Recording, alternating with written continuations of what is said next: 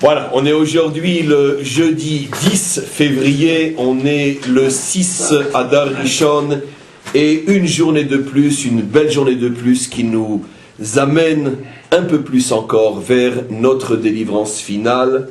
Et on commence aujourd'hui le cours de Haftara. Le cours de Haftara, donc cette partie des prophètes qui suit la lecture de la Torah chaque semaine, est emprunté dans le livre de Ézéchiel, dans le chapitre 43, à partir du 10e verset. En tous les cas, d'abord le lien. Le lien, c'est que nos parachiotes en ce moment parlent de la construction du tabernacle et de tout ce qui concerne le tabernacle. Et voilà que cette Haftara aussi parle non du tabernacle, car à l'époque de Ézéchiel, on ne parle plus du tabernacle, mais on parle du temple, mais d'un temple très particulier. Ézéchiel a une vision du troisième temple, ou plutôt de ce qui aurait dû être, comme on va le voir, le deuxième et le dernier. Ça veut dire quand on parle de troisième temple, au-delà du chiffre 3, parce que c'est le troisième, on en a eu 2 qui ont été détruits, le troisième temple signifie surtout le temple de la délivrance finale. Il sera maintenant dans notre histoire le troisième, parce que malheureusement on en a eu 2 d'abord détruits. Mais comme on va le voir dans cette prophétie, en tous les cas je vais le ramener pour ceux qui veulent vraiment le vérifier, qu'ils l'étudient avec les commentaires et ils verront confirmer ce que je vais dire aujourd'hui.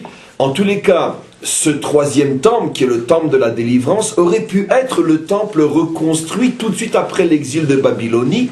N'oublions pas que Ézéchiel est le grand prophète au début de l'exil de Babylone, il se trouve lui-même en Babylonie, et donc il va avoir cette vision de ce qui est pour nous le troisième temple, mais qui pour lui et pour sa génération aurait pu tout simplement être le temple de la délivrance. Il aurait donc été le deuxième, si sa génération avait été méritante. C'est ce qui est dit tout au début de notre Haftara, verset 10 du chapitre 43.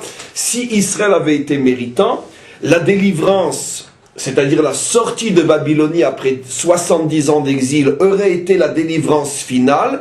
Ce temple aurait été construit, serait été donc le dernier, parce que le temple éternel. Bien sûr, comme on va le voir aujourd'hui, bien qu'il a eu cette vision et que Dieu lui a demandé de dire aux enfants d'Israël qu'il est en train de voir le temple de la délivrance, et donc ça ne dépend finalement que d'Israël de mériter ce temple, donc de mériter la délivrance. Malgré tout, dans l'histoire, ce n'est pas ce qui va se passer. Le peuple juif ne va pas mériter ce troisième temple immédiatement, ou plutôt le temple de la délivrance. Il va y avoir un deuxième temple intermédiaire qui lui aussi va être détruit, et la délivrance finale est pour aujourd'hui, mais elle n'est plus pour cette époque. Alors, on commence directement le verset. Ata ben Adam, toi fils de Adam, fils de l'homme, puisque, encore une fois, on ne fait pas de bruit dans la cuisine, puisque, encore une fois, vous savez que le prophète Ézéchiel s'appelle donc Ben Adam, on l'appelle le fils de Adam. L'une des raisons qui est expliquée par les grands maîtres, c'est parce que c'était une réincarnation, une émanation de l'âme de Adam lui-même, pour des raisons X et Y, peu importe. En tous les cas, Ata ben Adam aged et bet Israël. Je veux que tu préviennes, que tu parles à la maison d'Israël, et ta baït, que tu lui montres, que tu lui transmettes cette maison que je suis en train de te révéler, cette maison Bet Amikdash, la maison sainte, donc ce fameux temple, Veikalmu me'avonotehem, et qu'ils aient honte de leurs fautes. Ça peut être compris en 2 sens, qu'ils aient honte de leurs fautes passées, qui font que finalement ils sont en exil et ils ont perdu déjà un temple, et donc qu'ils fassent teshuva, qu'ils soient méritants pour mériter celui-là, qui est le temple de la délivrance. Première explication. Ça peut être aussi une autre explication, veikalmu me'avonotehem, qu'ils aient honte de leurs fautes, parce que c'est plutôt, comme on va le voir, ce que dit Rashi, ils auraient mérité ce temple. Je voulais vraiment les délivrer. Le fait que je te montre ce temple prouve que la délivrance était vraiment à portée de main. Mais encore une fois, à cause de leur faute, et je veux qu'ils sachent ce qu'ils ont perdu, ils n'auront pas ce temple, ils n'auront pas la délivrance finale pour l'instant, et ils vont se contenter d'un deuxième temple qui lui aussi sera détruit. Umodedu et tornit, je veux que tu leur montres clairement ce qu'ils ont perdu ou ce qu'ils auraient pu gagner. Ve'im nichlemu mikol asher asu. Mais si finalement ils ont honte, ils regrettent tout ce qu'ils ont fait, etc., donc ils mériteront finalement ce temple-là. Alors regardez ce que dit Rashi, on va aller doucement aujourd'hui. Je le précise, le cours est profond et on pourrait dire long, en ce sens qu'il y a énormément de notions à voir, et il est d'une manière assez providentielle la continuité du cours d'hier. Et d'une certaine manière, des nombreux cours, plus ou moins toujours sur les mêmes sujets ou le même sujet, les différents cours qui ont été donnés ces derniers jours. En tous les cas, voilà ce que dit Rashi. Klum tziva la'asot binyan ze bimei Yecheskel. Pourtant, ce temple de la délivrance, qui va d'ailleurs, on va pas nous le faire, mais dont les mesures et les formes et tous les détails sont donnés avec une grande précision dans les versets qui suivent, dans notre Haftara, Rashi pose la question, mais nous ne comprenons pas à quoi sert de révéler à Yecheskel ce temple qui de toute façon ne sera pas le temple qui va être construit. Le deuxième temple était très différent du temple de cette vision. Et donc il pose la question, Klum tziva la'asot binyan ze bimei Yecheskel. Jamais à l'époque d'Ézéchiel ce temple a été construit, le temple décrit dans cette prophétie. Emet, mais sache qu'en vérité, imaita tshuvatam ugenet, si le peuple juif avait véritablement opérer un vrai et profond retour vers Dieu, Aya binyan zelahem keshe alu minagola, c'est ce temple-là de cette prophétie qui leur aurait été donné, rien de nouveau, je l'ai déjà dit, mais je l'assois maintenant dans le texte, ou geulat olam, et leur délivrance aurait été une délivrance éternelle, bezroa, avec toute sa puissance, Velo al yede reshut koresh, mais non une délivrance faible et malheureuse comme ils ont eu une délivrance qui est avec la permission des nations. Reshut koresh, ça veut dire que Koresh a autorisé Cyrus, bien sûr, Israël à revenir sur sa terre. Il y a eu un vote de tous les peuples de l'époque qui bien sûr étaient eux-mêmes dominés, représentés par l'institution appelée Kores, et donc il a été décidé que l'on autorise les Juifs à revenir sur leur terre. Et donc Rashi nous révèle une chose extraordinaire, normalement ce n'est pas ce qui était prévu, ou ça aurait pu se passer différemment, il était prévu à condition d'un vrai retour d'Israël, parce qu'avant le retour physique en bas, il faut d'abord le retour spirituel en haut.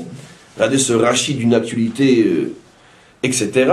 Si Israël avait véritablement fait un vrai retour, il aurait eu le mérite de revenir sur sa terre pour la véritable délivrance finale. Malheureusement, ce n'est pas ce qui s'est passé. Pourquoi? Et là, chez Garam Achet, à cause de nos fautes.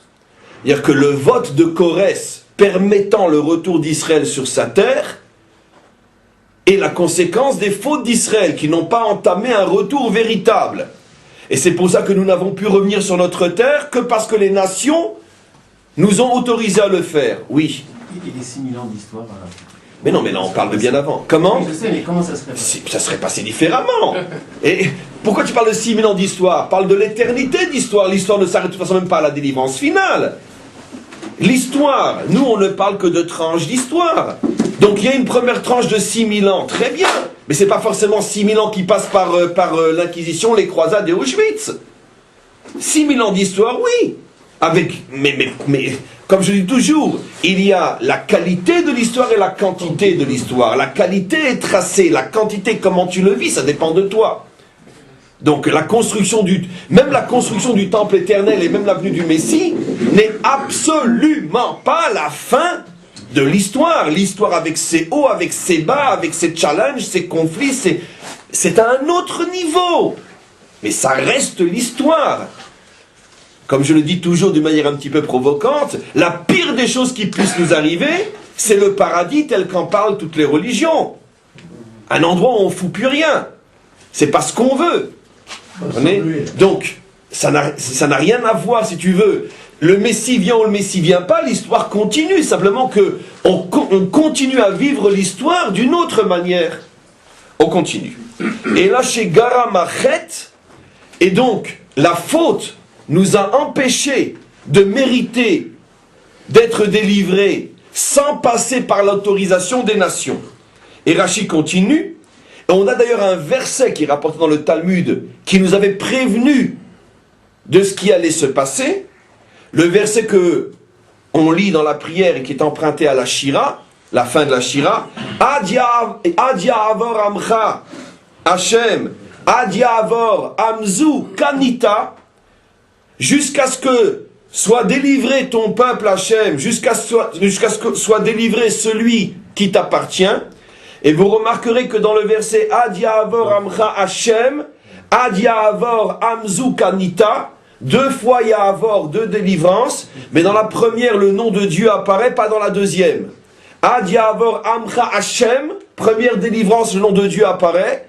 Adia Avor Amcha Amzu Kanita, le nom de Dieu n'apparaît pas. Ça fait allusion à deux délivrances.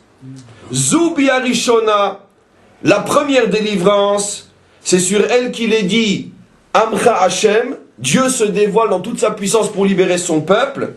Zubi Ashnia, mais la deuxième délivrance, Dieu est voilé, il agit à travers les hommes, c'est Cyrus à la tête de l'ONU de l'époque qui décide d'autoriser le peuple juif à avoir un État. Et Amor Meata, de là tu comprends, dit Rashi, non, Rashi n'est pas un chroniqueur d'aujourd'hui, Rashi a vécu il y a plus de 1000 ans, mais c'est pas grave. Amor Meata, et donc tu comprends de là, dit Rashi, Rehoyim ayu Israël asot lahem nes bime Ezra kederer shenasa bime Yahushua. Si Israël avait mérité, ils auraient pu sortir à l'époque de Ezra, le dirigeant à l'époque de Cyrus, comme on est sorti à l'époque de Moshe et Yoshua. Et là chez Gara Machet, mais la faute nous a empêchés. Et donc je replace maintenant ce commentaire de Rashi magnifique et ô combien actuel dans le contexte de notre Haftara.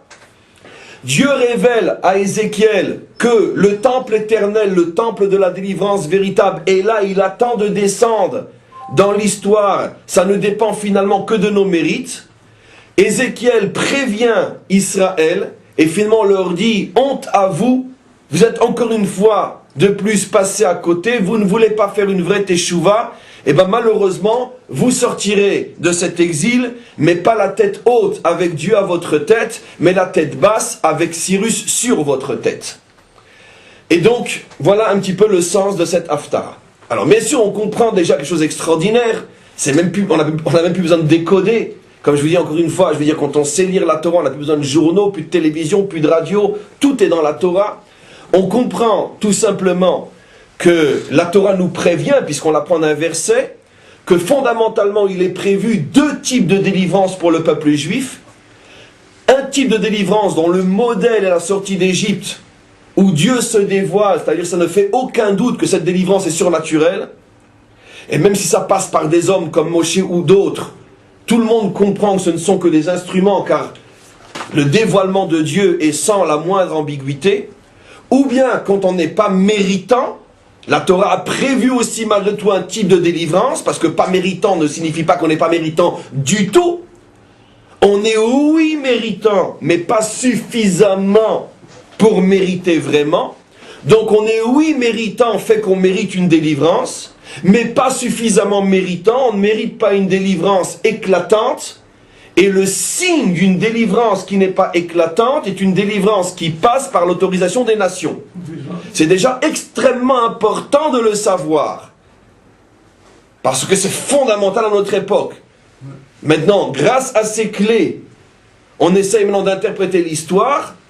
Et bien évidemment, notre délivrance actuelle semble correspondre en tout point à la deuxième délivrance dont parle la Torah, celle de notre Haftara, celle finalement ou par rapport à laquelle Ézéchiel pleure d'une certaine manière et dit à Israël, les deux premiers versets, « Honte à vous de ne mériter qu'une délivrance comme celle-là. » Vous me direz, c'est toujours mieux que les fours crématoires. Mais malgré tout, par rapport à la perspective de la véritable délivrance, honte à vous d'être obligé de passer par le oui des nations pour revenir à Jérusalem. Tout le monde comprend entre autres pourquoi.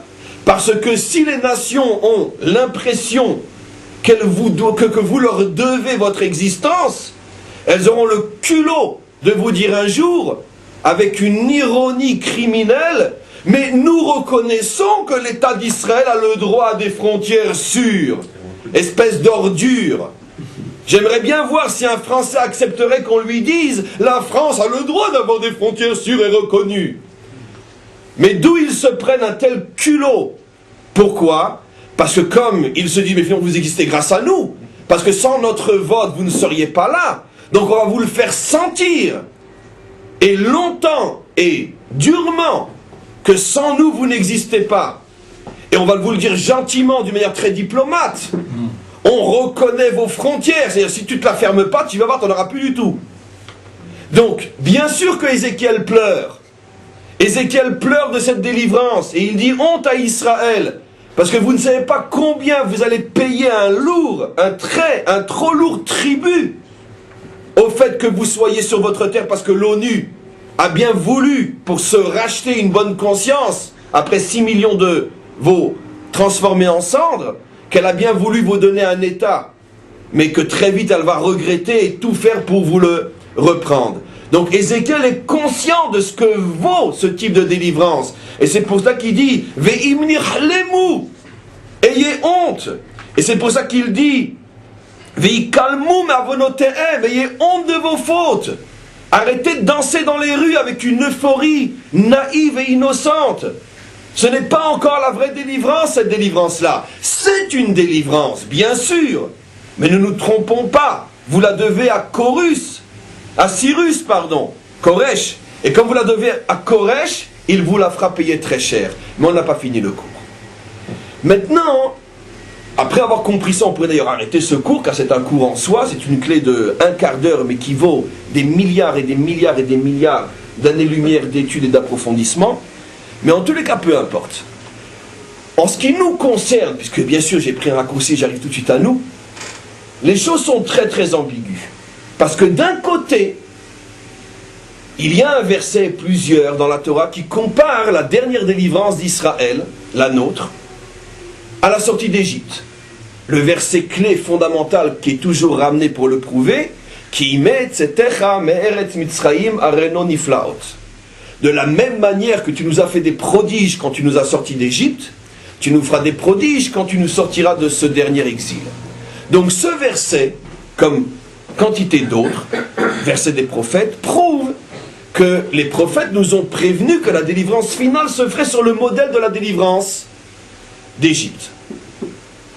Mais d'un autre côté, qui dit délivrance d'Égypte, dit donc quelque chose qui n'est donc pas par le biais d'un vote d'ONU et du Cyrus de l'époque, etc. Mais d'un autre côté, l'histoire est l'histoire. On voit bien que dans l'histoire, les choses apparemment n'empruntent pas le processus de la sortie d'Égypte. On ne peut pas revenir en arrière. On est quand même ici grâce au vote de l'ONU. Donc, grâce à l'intervention de Cyrus. Donc, ça semble contredire d'une certaine manière la promesse des prophètes. Mais, d'un autre côté, on a d'autres textes qui semblent contredire la prophétie des prophètes lorsqu'ils disent que le signe de la délivrance finale sera la fête de Pourim et non la sortie d'Égypte.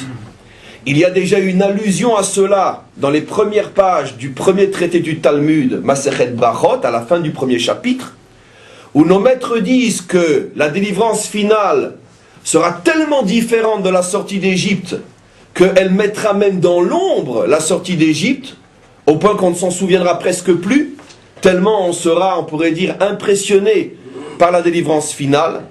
Donc déjà, un texte du Talmud qui semble dire que la sortie d'Égypte n'est pas forcément la seule et unique référence pour la délivrance finale. Mais si on regarde plus loin, et surtout au niveau de nos commentaires, et surtout au niveau des commentaires des secrets de la Torah, vous savez tous, bien qu'il s'agisse d'explications qui sont empreintes des secrets de la Torah, mais c'est quelque chose que tous les Juifs savent aujourd'hui, que lorsqu'il est dit au sujet de la fête de Pourim, que cette fête ne disparaîtra jamais de notre peuple, au point que le Talmud dit que toutes les fêtes, d'une certaine manière, vont disparaître, sauf la fête de Purim, ça aussi c'est dans le Talmud, elle reste le symbole, ou elle est le symbole de la délivrance finale. Or, mes amis, la fête de Purim est liée à la sortie de l'exil de Babylonie. La fête de Purim, et ce cours est providentiel, bien que je ne l'ai pas choisi, mais c'est l'Haftara qui l'a choisi parce qu'on est à quelques semaines de Purim, la fête de Purim est un événement lié à la sortie de l'exil de Babylonie. C'est-à-dire, qu'est-ce qui s'est passé? Cyrus, roi des Perses, le cours d'hier, c'est vrai que c'est providentiel tous ces cours, détruit la Babylonie, il attache la Babylonie au royaume de Perse, il règne sur la Perse et sur la Babylonie, il demande aux Juifs, ou plutôt il autorise, selon l'expression des maîtres, Réchout, il autorise les Juifs à quitter l'exil et à s'installer en Israël, et quelques années plus tard, vient un autre roi perse, Assuérus, qui lui veut mettre fin, avec Aman, veut mettre fin à ce début de retour, le retour qui ne faisait que commencer est stoppé, tout est paralysé, le peuple juif se trouve dans un état de danger terrible que le tout début de la reconstruction du Yishuv risque de disparaître, le Yishuv est en danger terrible. À ce moment-là, comme on le sait, Mordechai, Esther, le miracle de Purim, et c'est seulement après le miracle de Purim que véritablement, on pourrait dire, le retour devient effectif et il amène à la construction du deuxième temple et 500 ans d'histoire en terre d'Israël pour ceux qui sont revenus.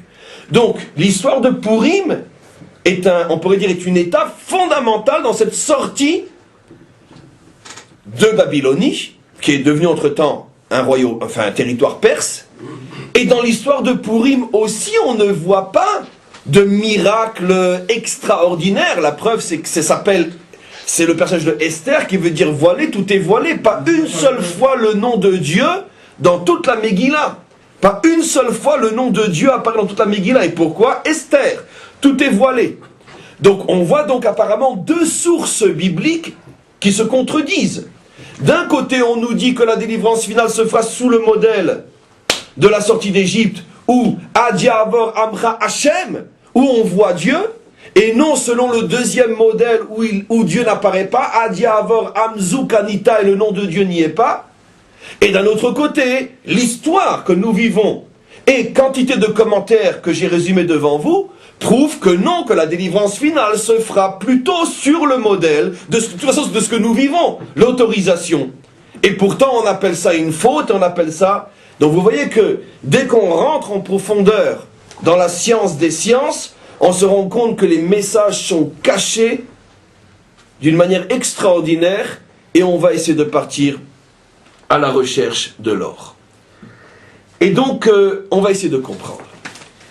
Je vais faire un détour pour vous expliquer un petit peu là où on va arriver. Le Talmud raconte, vous n'allez bien sûr rien comprendre, et c'est normal, dans le premier temps de l'explication, il n'y a qu'après que je vais faire le lien entre ce que j'ai dit jusqu'à maintenant, pendant une demi-heure, et ce que je vais commencer maintenant à expliquer. Il y a une histoire dans le Talmud qui rapporte que un grand maître, qui était très très apprécié par sa génération, par les gens de sa ville. À l'époque, c'est plutôt les gens de sa ville, car on ne communique pas et on ne se déplace pas si facilement à l'époque du Talmud, mais les gens de sa ville et de sa région étaient tellement appréciés que ses disciples, les gens de sa ville, peu importe, voulaient constamment lui faire des cadeaux, l'honorer, lui faire des cadeaux. Et lui, constamment, il refusait. Et il s'échappait, il s'arrangeait pour ne pas recevoir de cadeaux. Un jour, un de ses élèves ou un de ses compagnons ou fidèles ou adeptes, peu importe, lui a dit un petit peu en colère, mais pourquoi vous n'acceptez pas nos présents? Ça nous fait plaisir de vous gâter. Et il a répondu, mais pourquoi tu veux ma mort? Vous voulez me tuer? Comment on veut tuer? Mais on t'aime, on veut te faire du bien. Et il a répondu, c'est une histoire dans le Talmud, Sonne matanot, yirye. Celui qui haït les présents, il vivra. Ça veut dire que si vraiment vous voulez mon bien, ne me donnez rien. Sonne matanot, yirye. C'est un texte, bon, très intéressant, un peu bouleversant, parce que, bon, qu'est-ce que ça veut dire après tout? Quand tu aimes quelqu'un et que tu lui fais un présent, tu le tues? Au point que c'est un verset dans les proverbes du roi Salomon, le plus sage des hommes. Sonné matanot yirye. Qu'est-ce qui se passe? Alors bien sûr, les maîtres des secrets ont essayé de décoder. Et le grand Ari Akadosh, entre autres, nous dit, et à partir de cette clé, il construit des univers, que finalement, il faut faire très attention comment et de qui tu reçois quelque chose. Parce que même si la personne est bien intentionnée, ça veut dire que vraiment elle veut te gâter. Mais si lui n'est pas un homme 100% pur, ne vous inquiétez pas, pratiquement personne est au niveau de ce que j'explique. Mais peu importe, parce qu'on va se servir de cette explication magnifique pour ouvrir les clés de l'histoire, de notre histoire.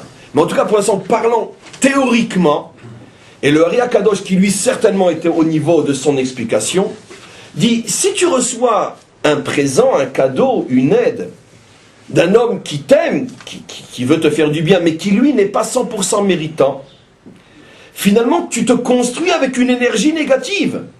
Parce que dans ce présent, dans ce cadeau qui rentre dans ta maison et qui va t'aider à... Par exemple, il te donne de l'argent, ou il te donne à manger, ou il te donne des biens, à ce moment-là, finalement, tu fais rentrer en toi une énergie à laquelle lui, il est lié parce que c'est son cadeau. J'ouvre une parenthèse et rajoute le Ari Akadosh, d'où la raison pour laquelle Abraham n'a rien voulu prendre du roi de Sodome après qu'il ait ramené tout le butin. Il lui a dit, je ne prendrai même pas un lacet de chaussures, je ne veux rien de toi. Et le Ari Akadosh rapporte ça comme preuve parce qu'il savait que le roi de Sodome était bien sûr un homme mauvais et tout son argent était un argent corrompu. Et si jamais Abraham fait rentrer un argent comme celui-là dans sa maison, ça va lui faire du mal, ça va le détruire. Et donc je veux rien, même pas un lacet de chaussures. Et c'est la raison pour laquelle, bien évidemment, Abraham ne voulait pas. Je reviens maintenant à cette histoire. Et c'est donc ce que dit le Ari Akadosh, fais attention. Parce que soit la personne n'est pas suffisamment pure, et il reste attaché à son argent, il reste attaché au bien, au cadeau, et tu fais rentrer chez toi quelque chose d'impur, et le Rakadosh ouvre une autre parenthèse. C'est aussi la raison pour laquelle Abraham ne voulait pas recevoir la grotte gratuitement.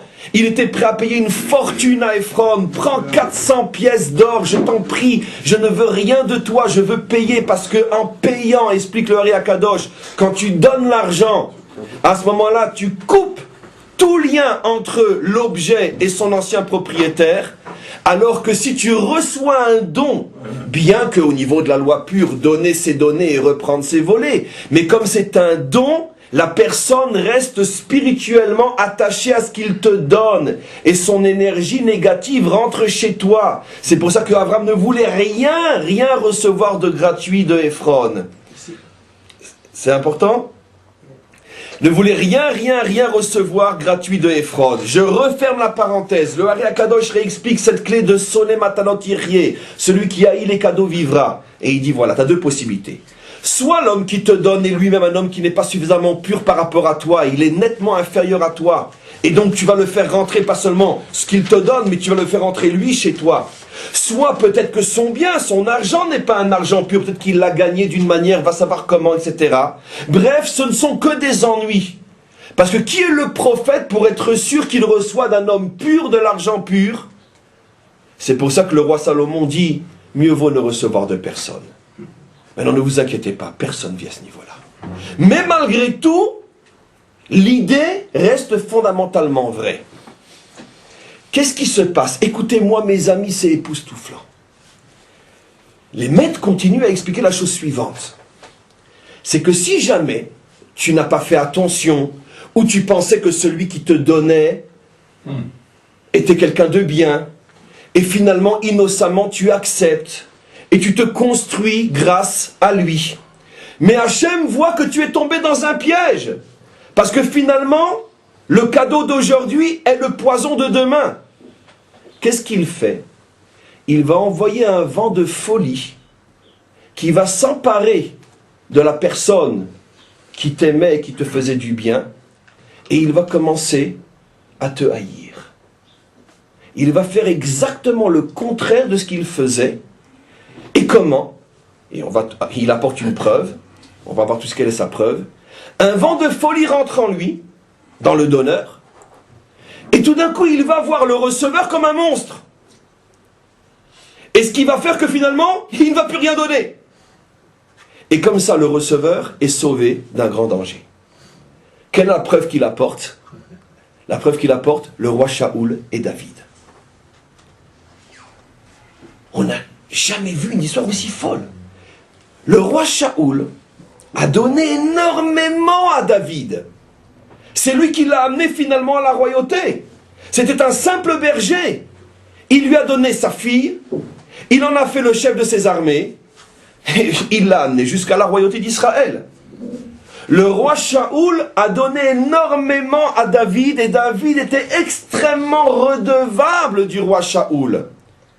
Mais ce cadeau était un cadeau empoisonné. Pourquoi? Parce que étant roi Shaoul de la tribu de Benyamin, c'était absolument impossible et impensable que la tribu de Benyamin accepte que la royauté passe maintenant dans la tribu de Yehuda. Et donc il y avait d'une certaine manière, dans ce don, inconsciemment un calcul chez Shaoul, c'est que finalement je te garde près de moi, je t'achète avec mon argent, tu m'appartiens, tu es ma propriété, comme ça je t'empêche de prendre du large et de prendre la royauté. Ce n'est pas forcément sûr que Shaoul en était conscient, mais c'est ce qu'il y avait. Il y avait dans son subconscient un conflit entre deux tribus. Et qu'est-ce qu'a fait Hachem? Hachem a senti ce que même David ne sentait pas, que dans toute cette aide que David recevait de Shaoul, c'était autant de chaînes qui l'empêchaient de devenir ce qu'il doit devenir. Qu'est-ce qu'a fait Hachem? Il a envoyé un vent de folie, comme c'est marqué clairement, on le verra bientôt, on y arrive dans quelques semaines. Il a envoyé un vent de folie dans l'âme de Shaoul, et Shaoul a commencé à voir tout d'un coup David comme un traître, comme un bandit, comme un voyou, comme quelqu'un qui veut sa peau, quelqu'un qui est en train de comploter derrière son dos. Il est rentré, dit la Torah, dans un fantasme, alors que David était véritablement un homme pur, qui aimait, il va le lui dire, mais je t'aime, je t'aime, je t'aime. Mais qu'est-ce que tu me reproches, qu'est-ce que tu veux de moi? Et lui, il le voit comme un monstre, ce qui va justifier à ses propres yeux tout le mal qu'il va lui faire, qui se retournera bien sûr contre lui, car on ne peut pas faire du mal à un homme comme David. C'est absolument impossible. Et les commentaires expliquent que c'est cette histoire entre Shaoul et David, je pense que certains d'entre vous commencent à deviner quelle est la clé phénoménale que je suis en train d'amener dans ce cours. Les commentaires expliquent qu'à chaque fois qu'un homme reçoit de quelqu'un qui n'est pas à la hauteur, et que le cadeau du moment est un poison pour demain, si le receveur est véritablement méritant, et que le donneur ne l'est pas, Hachem envoie un vent de folie chez le donneur, qui va faire qu'il va voir le receveur comme un monstre, tout ça dans le but de couper le lien entre eux et de sauver le receveur. Mes amis, merci Maître du monde de nous donner cette sagesse. C'est fou, oui, comme vous le dites, c'est fou, vous avez tout compris. Merci Maître du monde, merci.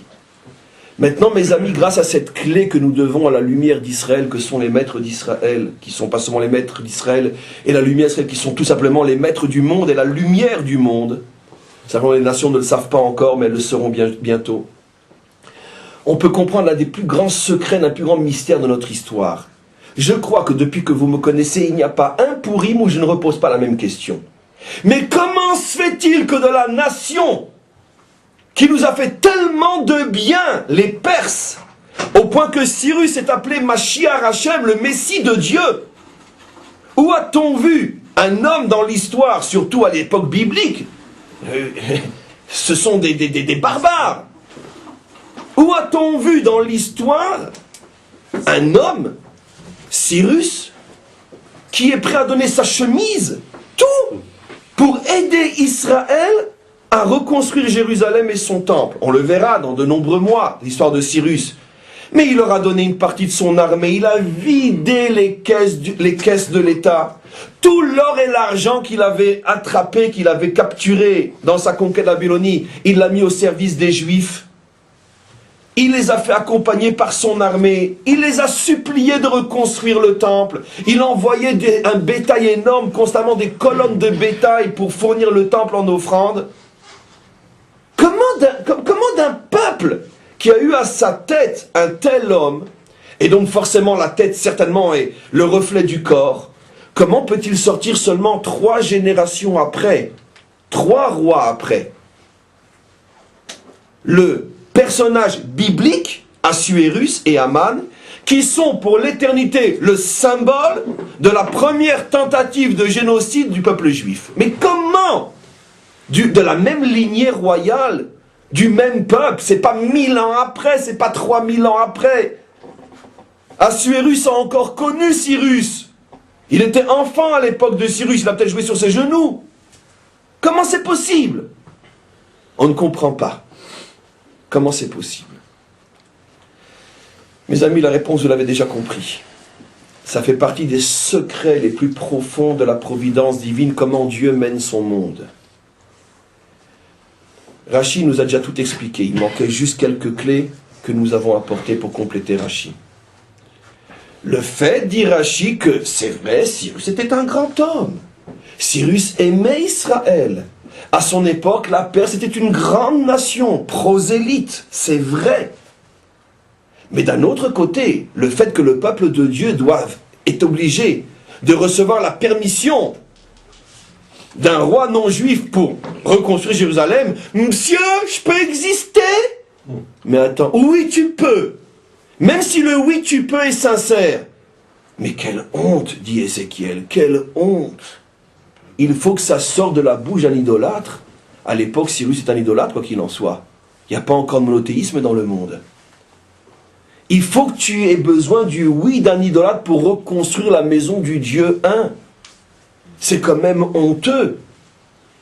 Eh bien, sache que ce cadeau que tu reçois aujourd'hui, c'est le poison de demain. Qu'est-ce que nous dit Rachi? Qu'est-ce que nous dit Ézéchiel? Le temple de l'éternité était là, il était prêt à descendre, mais comme le oui est passé par la bouche de Cyrus, vous ne l'aurez pas ce temps. Il va falloir attendre encore pendant des millénaires. Alors qu'est-ce que fait le maître du monde? Le maître du monde sait et sent que le cadeau que nous recevons aujourd'hui est un cadeau empoisonné, dont Cyrus n'est peut-être même pas lui conscient, mais c'est la réalité qui fait que c'est empoisonné. Le peuple juif ne peut pas exister par et grâce au oui des nations. C'est une aberration. C'est absolument impossible. Qu'est-ce que fait le maître du monde? Il va utiliser le principe de la séparation, qui est aussi, d'après les grands maîtres, le principe de l'annulation des mérites. C'est-à-dire, écoutez bien le secret incroyable que je vous explique. On a dit tout à l'heure que quand un donneur pas méritant, dont il n'est peut-être même pas lui-même conscient qu'il n'est pas méritant, simplement que la personne à qui il donne est tellement plus grand que lui que ça s'appelle que par rapport à lui il n'est pas méritant, et que Hachem sent que finalement il y a un danger pour le receveur. Et pourquoi il y a un danger pour le receveur? Parce que tous les dons donnent du mérite, des mérites au donneur, qui enchaîne le receveur, au point qu'il est prisonnier d'une énergie négative, qui l'empêche de se développer comme il faut. Qu'est-ce que fait le maître du monde? Il va mettre fin au mérite.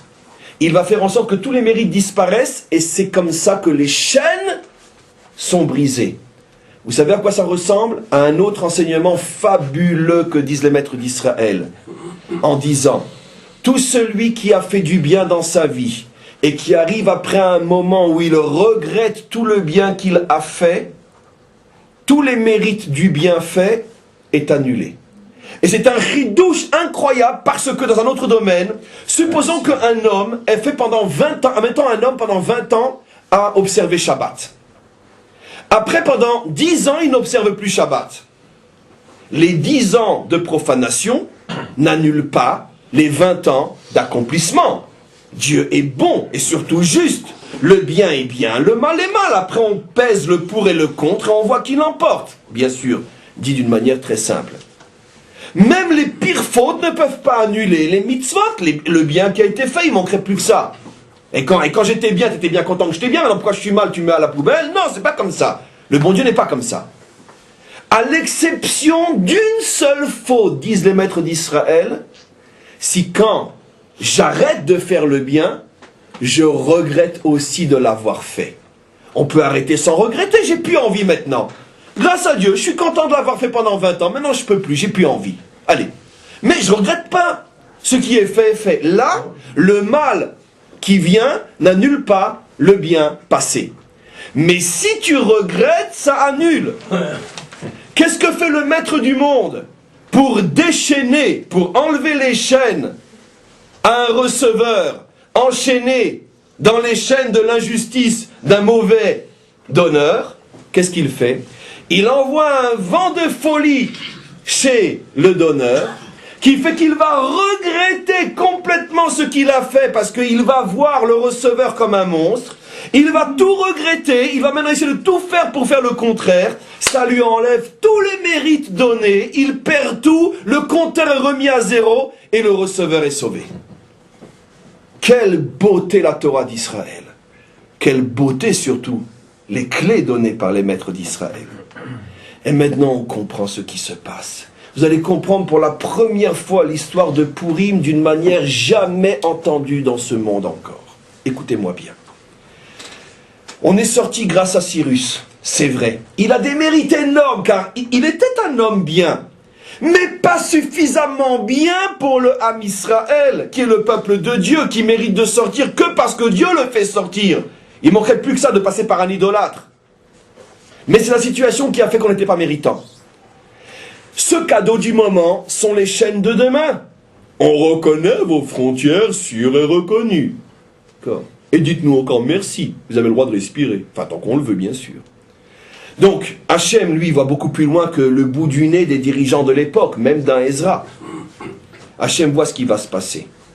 Si les mérites de ce peuple-là ne sont pas anéantis, Israël ne pourra plus continuer son histoire. Il va lui aussi disparaître. Qu'est-ce que fait Hachem?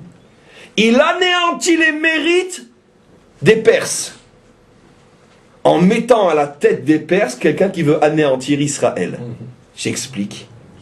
Il anéantit le mérite des Perses en mettant à la tête des Perses quelqu'un qui parle d'anéantir Israël. Assuérus et Haman, paf! Tous les mérites de la Perse sont anéantis et maintenant commence véritablement la délivrance. Pas la délivrance finale parce que celle-là on l'a perdue à cause de Cyrus, mais on ne disparaît pas de la scène internationale. On continue jusqu'à aujourd'hui, on est toujours là. Hachem nous sauve grâce à une tentative de génocide. Waouh! Quelle clé! Il nous sauve grâce à une tentative de génocide. Parce que cette tentative de génocide est une farce, à l'époque du moins, d'où la farce de Pourim, d'où les masques de Pourim, d'où l'alcool de Pourim. Parce que Hachem nous montre comment il se fout des nations. Et que lorsqu'elles parlent de nous détruire, en vérité, elles ne font que se détruire. Lorsqu'elles veulent nous enchaîner, elles ne font que s'enchaîner. Leur « je vous ferai disparaître » signifie « nous allons disparaître ». Pourquoi? Parce que elles ont des mérites et il faut les annuler. Ce qui veut dire, mes amis, que nous comprenons encore une clé incroyable. Ne peut devenir dans l'histoire un génocideur d'Israël que celui qui a fait beaucoup de bien au préalable à Israël. Ne t'attends jamais qu'un génocideur vienne d'un peuple de barbares sortis d'une caverne qui n'a jamais entendu parler des Juifs et quand ils voient un nez crochu, ils ont envie de lui rentrer dedans. C'est impossible. Le génocideur sera toujours quelqu'un qui a de nombreux mérites face à nous et qui tout d'un coup se retourne pour perdre ses mérites et nous libérer de ces chaînes empoisonnées. Vous connaissez beaucoup de peuples qui nous ont fait aussi longtemps autant de bien que les Espagnols jusqu'à l'Inquisition. Le judaïsme espagnol, l'âge d'or de l'histoire de notre exil. Jusqu'à devenir Premier ministre et presque dirigeant de l'Espagne. À l'époque, juste avant, où les maîtres d'Israël étaient souvent les conseillers du roi, comme Abravanel et d'autres. Quel âge d'or! On leur doit tellement que jusqu'à aujourd'hui, la moitié d'entre nous s'appelle séfarade.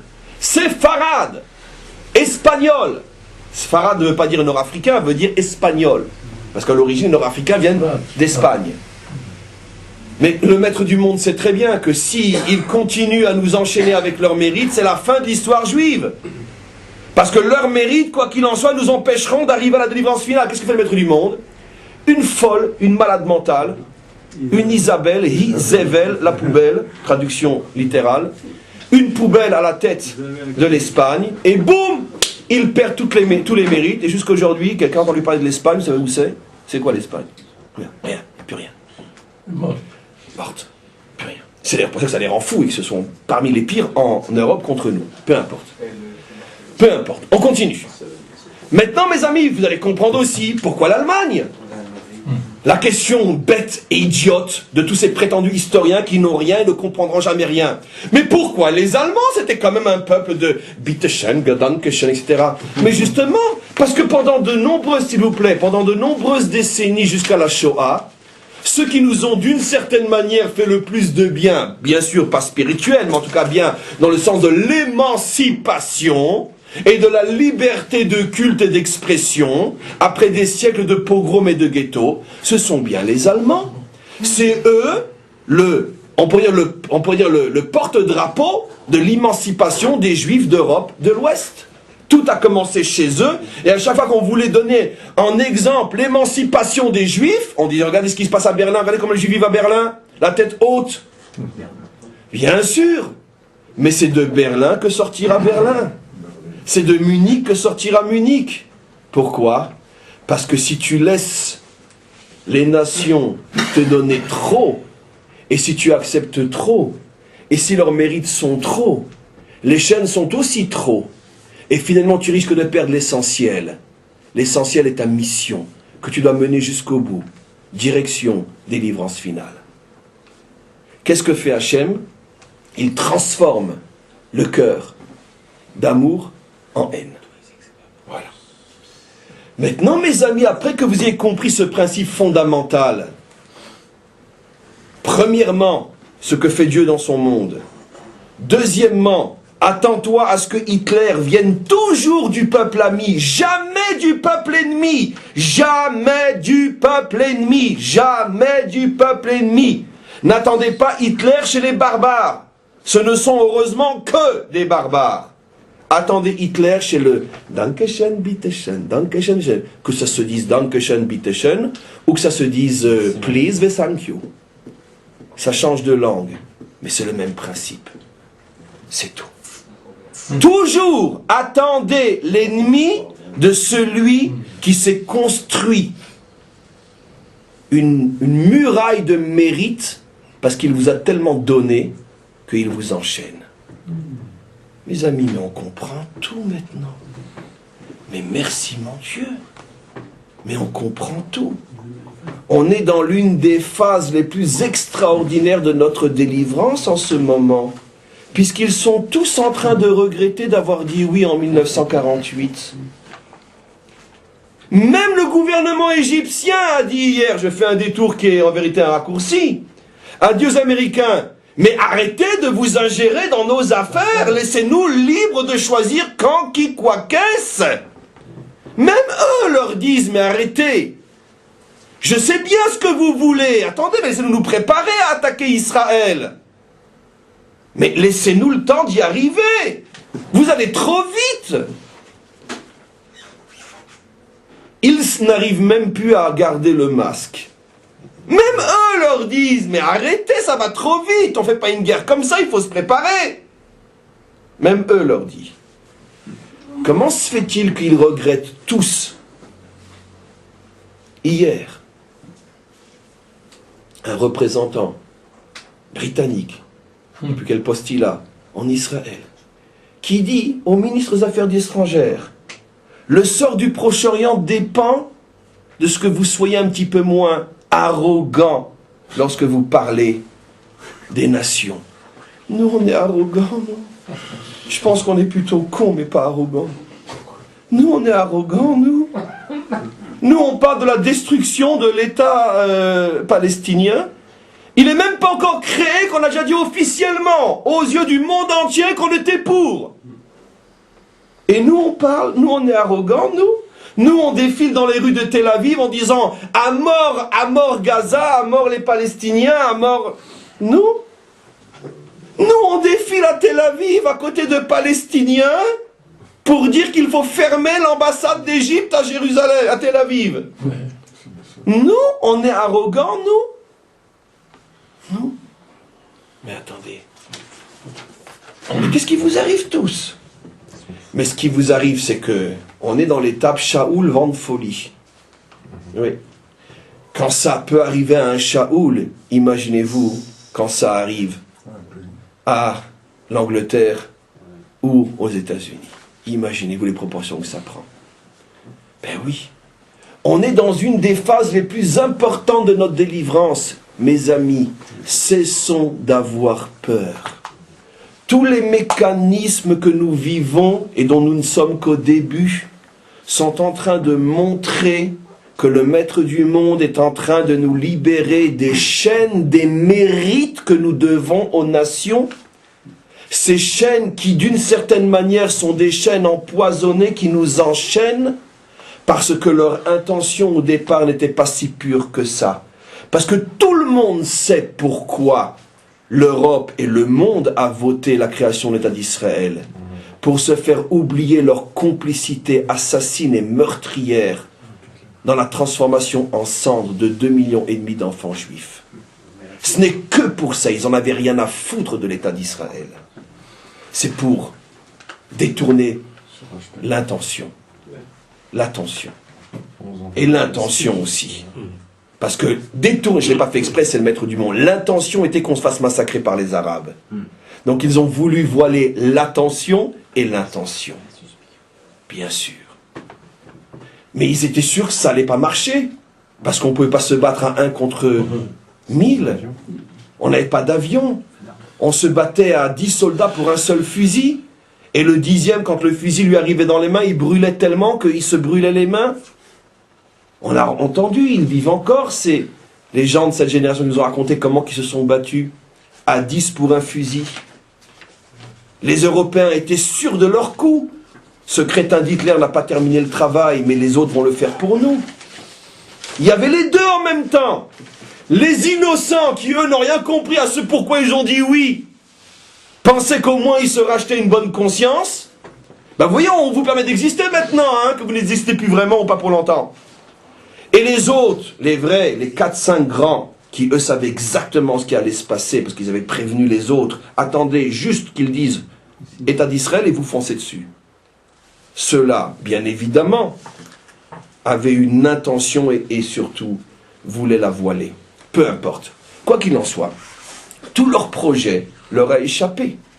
Mais d'un autre côté, pour des raisons dont seul Dieu connaît le secret, la plupart d'entre eux, pendant longtemps, ont continué à aider. Ce que nous devons aux Américains est énorme, énorme, énorme. Ce n'est même pas comptabilisable. En argent, en aide, en soutien. C'est énorme, ne nions pas. Mais c'est justement parce que c'est énorme que c'est extrêmement dangereux. C'est tout le cours d'aujourd'hui, qui n'est même pas une interprétation, je n'ai fait que vous traduire en français des textes entiers de la Torah. Justement, comme l'aide est énorme, les chaînes sont énormes. Et il risque de nous transformer en peuple comme les autres. Et le Maître du monde risque de se mettre très très très en colère et de nous dire, mais attention alors, si vous êtes un peuple comme les autres, alors qui sera mon peuple? Si votre mission c'est celle des autres, alors ma mission à moi, qui va l'assumer? Qu'est-ce que fait le Maître du monde? Il dit, j'ai déjà tout prévu. Et écoutez le cours d'aujourd'hui et vous comprenez ce qui se passe. Les uns après les autres, je vais retourner leur cœur. Les uns après les autres, je vais les faire vous haïr. Je vais les faire vous voir comme un monstre et comme un danger. Tiens, Comment le grand donneur d'hier peut-il accuser Israël, il n'y a pas si longtemps que ça, dans un discours tellement mielleux, le cours d'hier, que personne ne s'est vraiment rendu compte? Comment peut-il nous accuser d'être le problème de tous les problèmes? Comment? Comment? Comment? Le petit David devient tout d'un coup le monstre insupportable dont il faut absolument se débarrasser, mais tu n'as pas perdu la tête? Mais ce mécanisme, on le connaît. Tous les mauvais donneurs finissent par voir le receveur comme un monstre. C'est classique. C'est comme ça. Mais quand ça prend les proportions de grande puissance, c'est terrifiant. Et on n'arrive pas à comprendre. Mais qu'est-ce qu'on a pu leur faire pour qu'ils se retournent de cette manière? Non, toi tu n'as rien fait justement. C'est parce que tu es trop bon pour eux. Il faut qu'ils te lâchent pour que tu puisses continuer. Sans eux, parce qu'ils sont dérangeants. Parce qu'ils sont dangereux. Et donc, qu'est-ce qu'on va faire? T'inquiète pas. On va leur enlever tout leur mérite. Ils vont tellement dire de mal de toi et tellement te faire du mal que de toute façon, tout ce qu'ils ont fait vont s'effondrer. Une fois qu'ils n'auront plus de mérite, les chaînes vont être brisées, eux vont disparaître et toi tu continues. C'est comme ça que ça fonctionne. C'est sans cadeau, sans pitié, parce que ce monde est sans cadeau et sans pitié. Pas vraiment. La Yetziat Mitzrayim, c'est un autre phénomène, justement. Alors maintenant, on comprend, justement. La délivrance finale, finalement, se fait sur un modèle qui n'est pas vraiment tout en étant oui. C'est-à-dire, et ça, ce que je vais dire maintenant, je l'ai déjà dit, et c'est la fin du cours.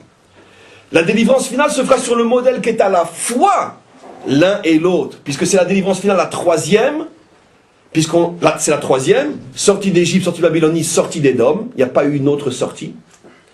Et donc automatiquement, le chiffre 3, on le sait, est toujours le chiffre de la synthèse qui contient les deux premiers. Donc automatiquement, on comprend que la sortie de ce dernier exil va se faire sur le modèle des deux en même temps.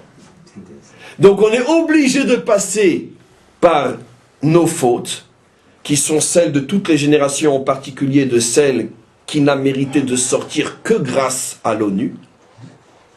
C'est nous tous, bien sûr. Ça, c'est la délivrance du type sorti de Babylonie.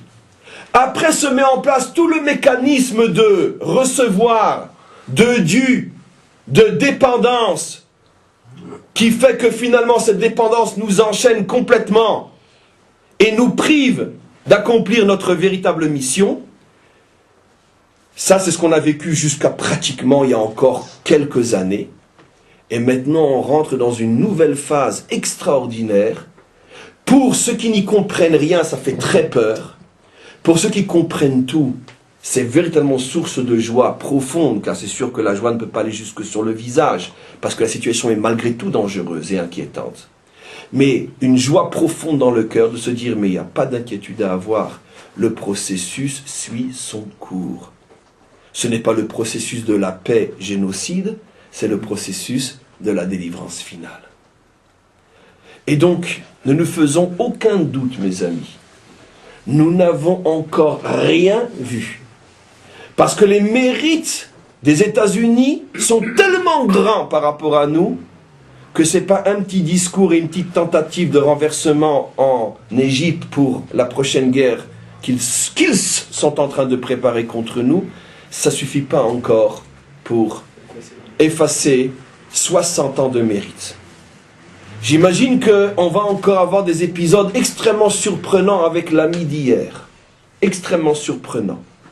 Qu'est-ce qu'il va inventer contre nous? Qu'est-ce qu'il va arriver à avoir de dangereux qui va le rendre fou, au point de perdre la tête et vouloir se débarrasser de nous? Mais nous connaissons déjà tout le programme. L'ami d'hier devient toujours le destructeur de demain. Si nous ne comprenons pas suffisamment à temps le danger de cette amitié, de ce soutien. C'est pour ça que de toute façon, la meilleure des choses qui pourrait nous arriver dans l'immédiat, mais ça, il faut être un géant pour avoir ce cran, la meilleure des choses qui pourrait nous arriver, c'est qu'un dirigeant d'Israël dise, écoutez, vous savez quoi? On vous aime, vous nous aimez, etc. On ne veut plus rien. Plus d'aide, plus ci, plus de ça. Vous voulez voter le veto, pas de veto. On ne veut plus rien. Basta. Si on arrive à faire ça, on a gagné plusieurs décennies pour notre délivrance finale. Parce que la délivrance finale, au plus tard, est dans quelques décennies quand même. Dieu n'a rien entendu, on n'a pas parlé comme ça. Mais d'après les calculs, ça peut être plusieurs nombreuses décennies. On n'est plus en siècle, on est en décennies malgré tout, d'après les calculs que nous connaissons. Mais on peut raccourcir par contre, ça on le sait. On pourrait prendre un raccourci énorme, gigantesque, en leur disant tout simplement, écoutez, notre économie est suffisamment bonne aujourd'hui, merci beaucoup, gardez votre argent pour d'autres, on n'en a plus besoin. Oui, on l'a déjà fait, mais ça dépend, etc. On l'a déjà fait dans beaucoup de domaines. On l'a déjà fait dans beaucoup. On l'a fait dans beaucoup de domaines, s'il vous plaît, laissez-moi terminer. Mais malgré tout, cette dépendance psychologique fait que justement, ça leur donne du pouvoir. Selon le principe bien connu des maîtres de la Kabbalah, qu'ils nomment dans leur langage codé la Yenika. C'est quoi la Yenika? Lorsque tu laisses le danger accroché à toi, ne serait-ce que psychologiquement, c'est de ça qu'il prend de la force. Traduit en français, bien sûr. Tant que le danger sent qu'il a un lien avec toi, c'est ce qui lui donne la force de te détruire. Ce lien peut être un lien psychologique, un lien d'aide, un lien financier, un lien X, Y, Z. Tant qu'il sent qu'il te tient, c'est comme ça que tu entretiens les forces qu'il pourrait utiliser contre toi. Coupe, lâche. Pour ça, bien sûr, il faut un dirigeant d'une sagesse inimaginable. Et c'est évident que les premiers qui refuseront, écoutez le scoop, ça ne se passera pas. C'est eux-mêmes. Eux. Non, surtout continuez à prendre. Surtout prenez. Surtout, prenez. Ça serait peut-être la pire des choses qu'on pourrait leur faire. On ne veut plus. Ça serait la pire des choses. Et eux, bien sûr qu'ils sentiront, même s'ils ne peuvent pas l'exprimer comme ça, que c'est de ça, et par ça, et grâce à ça qu'ils nous tiennent. Donc en vérité, peu importe. Qu'on leur dise pas, ne vous inquiétez pas, le maître du monde est là. Si le maître du monde se rend compte que nous n'avons pas la force de couper, il va s'arranger pour qu'il nous voie d'une manière tellement monstrueuse que de toute façon c'est eux qui couperont. Mais c'est là qu'intervient Achishena Bebeita. Et c'est ça, Achishena Beita. Et quand on va maintenant arriver à cette étape-là de la coupure, on a fini les étapes de la délivrance du type sortie de Babylonie. Et à ce moment-là, merci, on rentre dans la dernière étape où on revient justement à une sortie du type sortie d'Égypte, où là tout est nouveau, complètement miraculeux, extraordinaire. C'est finalement en cessant de recevoir et de dépendre que le peuple juif mérite de recevoir et de dépendre du seul duquel il faut recevoir et dépendre. Et à ce moment-là, on mérite des miracles absolument bouleversants, extraordinaires, surprenants. Et c'est sur ça qu'il est dit qu'à ce moment-là, nous verrons à nouveau des prodiges extraordinaires comme un moment de la sortie d'Égypte. Amen. Vechen yehi ratzon.